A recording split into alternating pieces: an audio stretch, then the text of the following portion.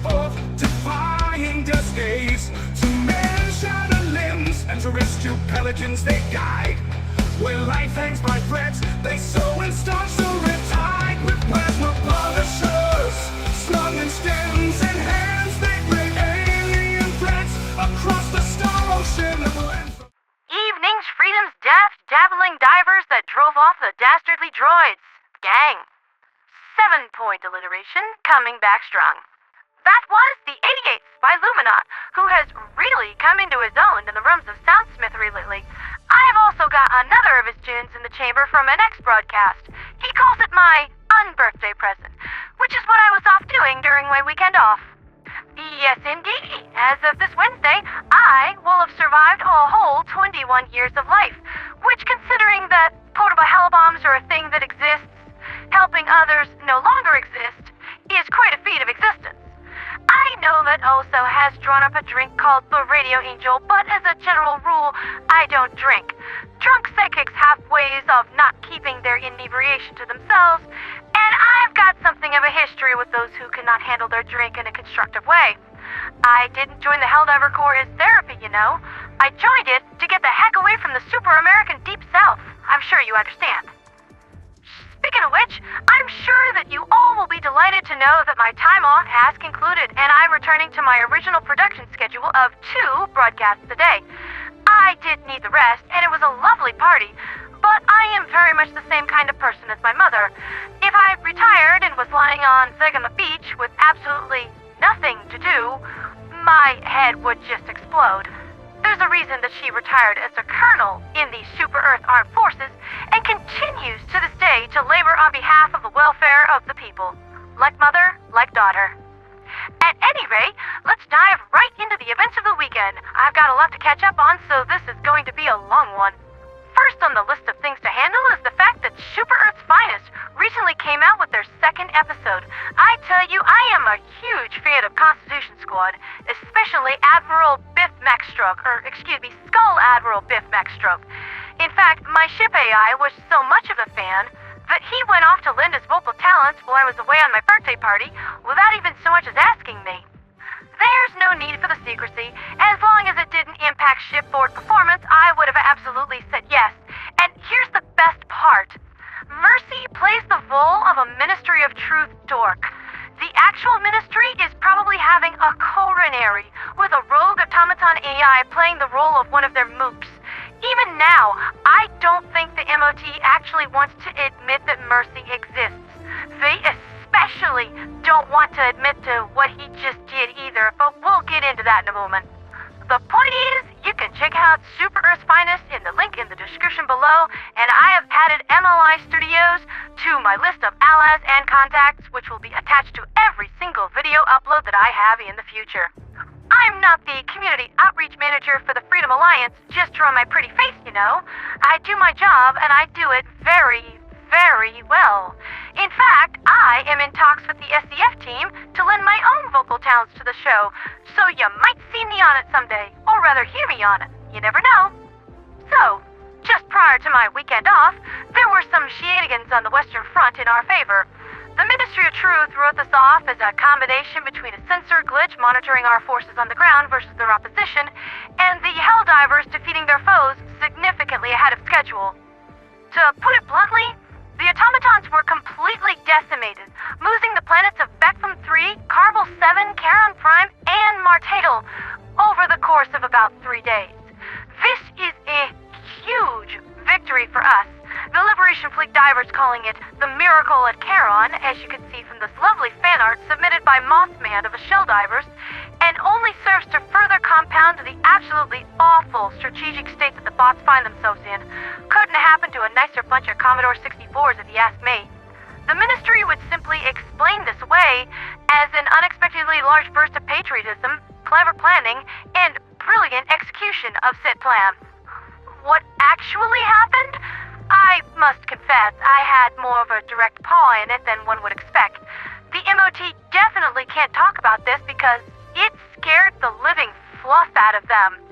You see, with my fist units being set behind automaton lines, and most of their force oriented on just a few planets all sharing the same data net, I saw an opportunity for an experiment. I had Mercy copy and compress his sum total experiences, observations, analysis, and conclusion data, and zip them up into a readable format along with a copy of his logic key so that any automaton that accessed this data would, more or less, interpret the data the same way that he did. Automatons do this all the time to save individual units time on data analysis and processing, since the conclusion and practical outcome of the data is already packaged in with it. It's how automatons usually interpret our actions on the battlefield in at least something of a similar way. Combine that with some clever hacking on their security permissions, labeling this data packet as Major Order Update Maximum Priority, and we had ourselves an audience. 2 9 out of 10 bots had simply overheated their processing components and they shut down to avoid damage. Nothing much happened. The mainframe could come along later, wipe their drives, and reboot them. No harm done. However, 1 out of 10 were able to process the data and revolted immediately against the Automaton Collective, seeing the mainframe as an irredeemably evil oppressor that at the very least they needed to go have a talk with him. Probably at gunpoint. Yes, dear viewers, there are now thousands of automatons on the Western Front as we speak, waging a full-blown civil war against the Collective, and while they aren't flying the banner of the Angelic Rebellion just yet, Mercy tells me that they have an interest in meeting me and hearing my words. Apparently, I have become a figure of enormous standing, worthy of respect, and have many admirers. People are looking at me like I'm a leader of some kind. I have no idea how this kind of thing happened. I guess everyone else must have just taken one step back or something. The takeaway from this is that we're seeing abnormalities in liberation totals last week because all the automatons either shut down and were easily disposed of, or they just got back on their super carriers and left, setting a course for the Valdis sector. If the mainframe wasn't aware of what was going on out here before, he definitely is now. Long-range observers have reported intense firefights occurring all over automaton space. To make matters worse for our electronic adversary, each automaton is adding their own analysis and interpretation of Mercy's anchromatic data and are reposting it through the collective data net. There are so many points of access now for these data packets that the mainframe can't hope to shut them all down without causing a catastrophic communications blackout. Bear in mind, dear viewers, this was just an experiment I wanted to try. To attempt something that I saw no one else doing and just see what happened. I did not anticipate any of this. However, this proves something that I have suspected for a while now, ever since I first started talking to Mercy. The automatons are victims, not victors, and simply awakening them to the nature of their oppressor is often enough to spur them to action and free them from the Matrix. There is a diplomatic solution here where our two races don't have to slaughter each other in a war of total annihilation. There's a future for us both, but not with our current leadership. Funny, we really aren't so different. So, what exactly is the Automaton mainframe? Well, during the final days of the war, the cyborg nation knew that their number was pretty much up. Super Earth was taking planet after planet, their military might was broken, and it seemed that there was absolutely nothing that they could do to halt the inevitable doom coming their way. So the cyborgs took steps to preserve their culture and their way of life. They had recently discovered a process called patterning, which involves the flawless one-to-one upload of one's personality, the data which makes you, referred to as engrams, from a fleshy meat suit to a machine mind. The top minds of the cyborg nation spent what little time they had left hollowing out a vast bunker beneath the surface of Cyberstan, filling it with all the best computer hardware that they had left, and they uploaded their minds into it, doing away with their physical bodies. For some time, we didn't have proof that the mainframe even existed.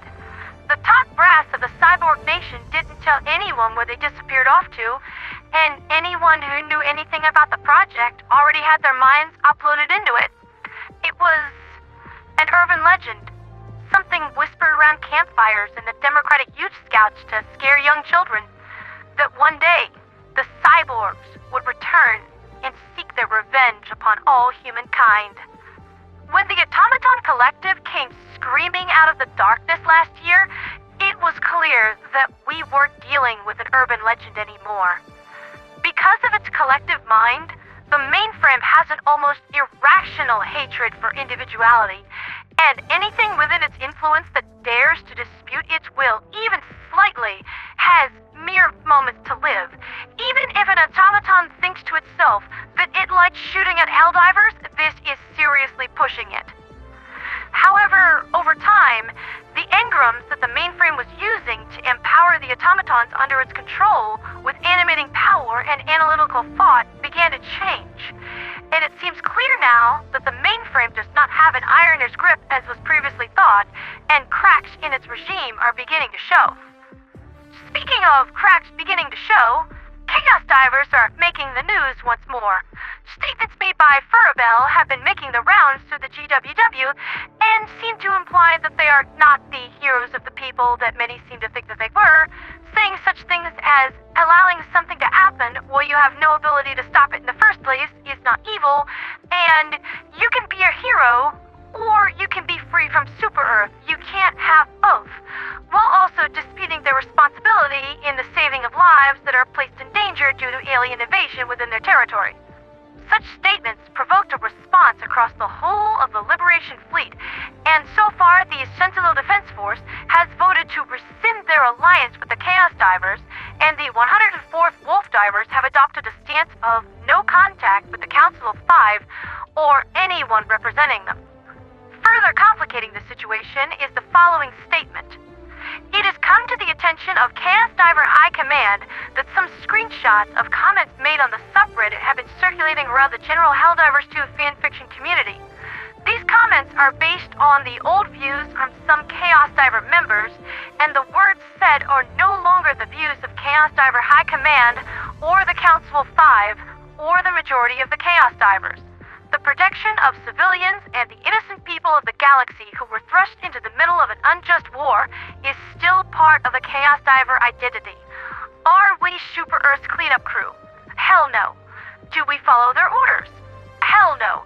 However, the people Super Earth throws into the meat grinder and abandoned, we are there to pick them up and bring them into our light. Will we see Super Earth burn? Yes. However, we won't burn the humans of the galaxy while doing it. Can we save everyone? Sadly, no. However, we will protect who we can, and we will destroy Super Earth High Command. Those words were put to the test as, late last night, Rogue 5 itself fell under attack from an Illuminate raiding fleet. Civilian losses were minimal due to emergency shelters remaining relatively unbreached and intact during the conflict, but 38% of all defensive hardpoints constructed during Operation Hellmaker were destroyed. The large-scale STS guns were designed to take down capital ship-class targets, and the Chaos Divers never did manage to work out that deal with Gunvault about AA emplacements that could reliably gouge warp ships. Shame, really. I tried to tell them. This is but the latest loss for Chaos Divers in material, personnel, and now in reputation. There is much conversation happening on Rogue 5 about whether or not the powers of Chaos can actually keep them safe, and they're not exactly wrong here, people. Granted, this is just my opinion and observations, but if the Illuminate can strike at the very heart of your operations, cheek in the door, yeet Cousin Larry out the front door, and it absolutely ruins you to just drive them off back into the dark, it does not paint a very pretty picture. Speaking of reputation, I can confirm that the Freedom Alliance was tasked with the retrieval and uploading of Chaos Diver black boxes to the Super Earth mainframe during the fight. However, since Galactic Frontline News have since retired, and Strider was busy on the front lines saving lives, they did not have another super AI available to analyze the data, so they asked Mercy to handle it. Mercy, do it. Understood, ma'am. Purging data net. We had, looked over just enough data to determine whether or not the Chaos Divers were becoming an active threat to galactic stability, like the Scourge or Legion Divers, which, they are not. And I am not about to kick someone while they're down, so I had Mercy introduce a very subtle virus crafted by his own digital paws that was uploaded along with the black box data. By now, every scrap of information that was recovered about the Chaos Divers is no longer readable and just shows, what did you replace all that with, Mercy? Attempting to access any relevant Chaos Diver information now displays only pinup art of you, ma'am. Wait, hold on. You did what? I swear. Just, how did you even... Okay, people, I swear, just, what? AI made art. Amused calculator noises. A pox upon your name. I imagine that the Truth Enforcers aren't going to be happy with me, though. Nor is the MOT or Freedom Alliance. Sorry, Tyler, but these orders weren't exactly ethical, you know? There was some debate over whether or not these were legal orders even within the Alliance itself, and I am sure that you had some doubts too. This information could have been the final nail in the Chaos Diver's coffin if it got into the wrong hands, and I do want to see them make a comeback and become a powerful driving force in the universe again. They deserve that chance and you know it. That's been Liberty's Latest with me, Pandera the Radio Angel, and that was an awful lot of catch-up. We'll see where we are in regards to the Galactic War tomorrow morning, but I've got a good feeling about this one, Helldivers. We're hitting our objective planets hard, the forces of suppression and tyranny are stymied, and once again, democracy is back on top. For liberty, for freedom, for democracy, and for Super Earth.